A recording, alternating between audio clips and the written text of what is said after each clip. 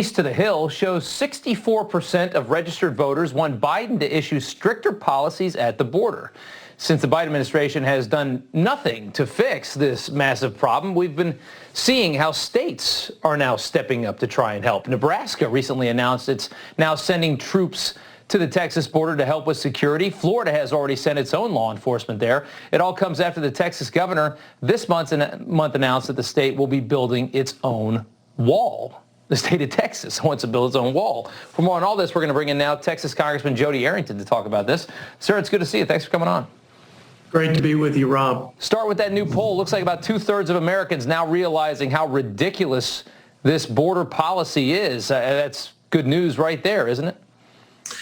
Well, it is. I mean, Democrats take the American people as fools. They understand the cause and effect of these open border policies. They understand that Kamala Harris is really a joke as a border czar. She is the lead open border advocate. She's the one during the campaign that said she wanted to decriminalize border crossings and give free health care to illegal immigrants.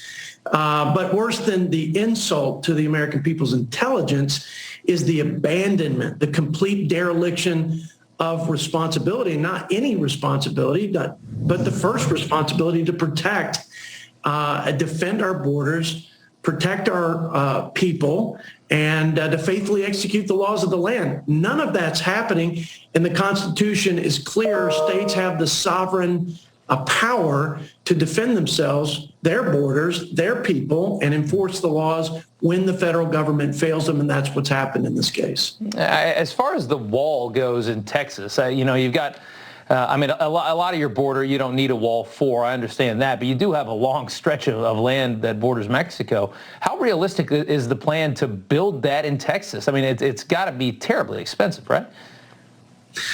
Well, it will be, and I believe, like most Americans, that this is the first duty and mission of the federal government to provide for the common defense, but we're not going to be passive victims in Texas. Yeah. And there are plenty of motivated, independent, strong Texans that are going to say, we're not going to wait on the federal government. We are going to do the job to protect our families and our communities. And again, the Article 4 in the Constitution guarantees to every state the protection against an invasion. And Article 1, Section 10 says when that doesn't happen, the states can step up and defend themselves and their people.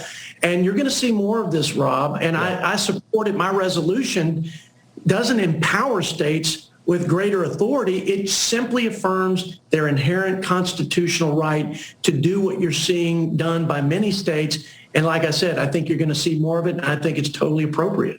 Interesting. It seems clear that the liberals don't seem to care much for the quality of life for people that live in these border communities, in these border states. But this headline should get their attention.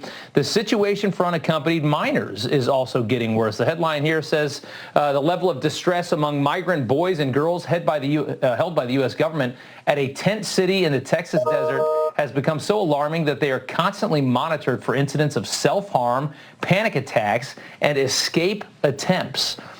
It's amazing to see how bad this has gotten for these kids. And I think that's got to wake a lot of people up.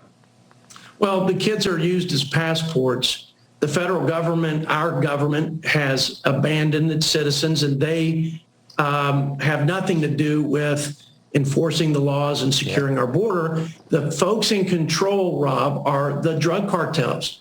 They're very organized, very sophisticated, and very lethal. And in fact, they're really paramilitary narco-terrorists. They prey on these vulnerable people. 1 out of every 3 women is sexually assaulted. And so the blood symbolically on the hands of this administration and the complicitness of this administration is not just in not protecting the American people, but allowing this humanitarian crisis to persist. And it is epic. And if they would have gone to the border by now, they would have seen it for themselves, but they don't want to take responsibility for that. It is something else.